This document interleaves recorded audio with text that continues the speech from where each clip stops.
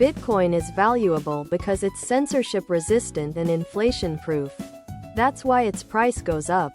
Do you think the government which creates all this inflation will top Blacksmith I speak in Tongs shirt sitting in Bitcoin avoiding all its inflation? No. It will freeze your funds and steal your Bitcoins via its deputies at Coinbase.com and any other exchange if you're stupid enough to leave your coins in its custody. I was just listening to this. Top Blacksmith I speak in Tongs shirt, tank top, V-neck, sweatshirt and hoodie. Top Blacksmith I speak in Tongs shirt, sweatshirt, tank top, V-neck. Not at all. In fact, it's going to get worse before it gets better.